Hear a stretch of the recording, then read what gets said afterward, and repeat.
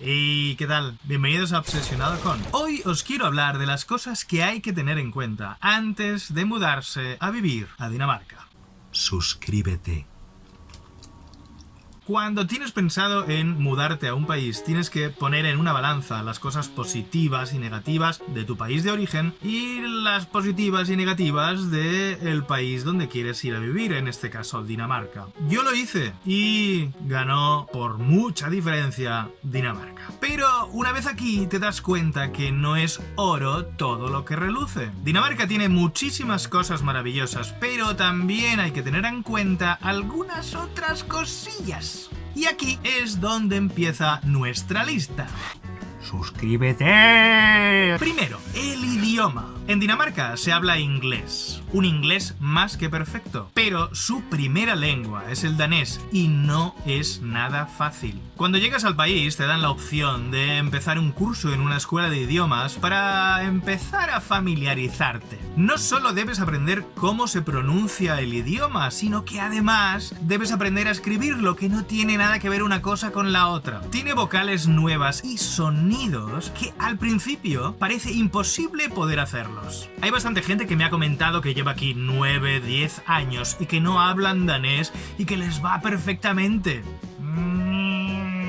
Bueno, cada uno puede hacer lo que quiera, pero yo no creo que sea la mejor manera de integrarse en una sociedad. Mi consejo es que le deis duro al idioma si queréis ir subiendo peldaños. Segundo, el tiempo, the weather. Si venís de un país cálido, Dinamarca es lo opuesto. El sol brilla por su ausencia. De hecho, en invierno, alrededor de las 3 y media de la tarde, el sol desaparece. Aunque este año pasado hemos tenido un verano bastante caluroso, lo normal es que lo que nosotros conocemos como verano dure aproximadamente una semana. Hay muchísima gente que se toma un complejo vitamínico para suplir las vitaminas que nos aporta el sol. Tercero, encontrar piso, casa, apartamento. Es más difícil que encontrar una aguja en el pajar. Si encuentras algo en la ciudad o no demasiado alejado del centro, te va a costar un riñón y parte del otro. Si decides alejarte de la ciudad, puedes encontrar alguna cosa económica, pero lo que te ahorras en el alquiler te lo gastas en transporte y en todo el tiempo que gastas en los viajes de tren, metro, ferrocarril, autobús. Aquí os dejo un vídeo con algunos consejos y portales donde podéis encontrar casa, apartamento, roommate, habitación.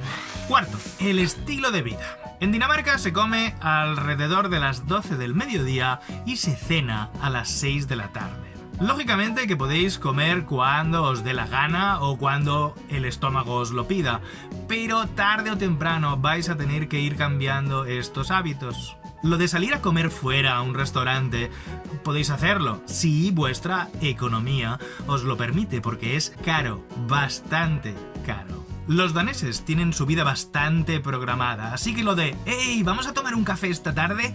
no. Los daneses no improvisan.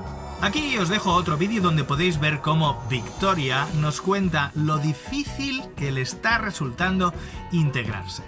Quinto y de momento último, los impuestos. En Dinamarca se paga alrededor de un 40% de impuestos. ¡40! O sea que algo menos de la mitad de tu sueldo va directamente a las arcas del Estado. Tener un coche en Dinamarca también es un lujo. El seguro del coche no es nada barato y hay que pagarlo. La gasolina tampoco es barata. Y el impuesto que debes pagar cada 6 meses tampoco lo es. Y ya no os cuento si queréis traeros vuestro coche. ¡Buh! Bueno, espero que no os haya desmoralizado mucho, no es mi intención. Pero hay que tenerlo todo en cuenta antes de dar un paso tan importante como es dejar tu país atrás y empezar casi de cero en un país como Dinamarca.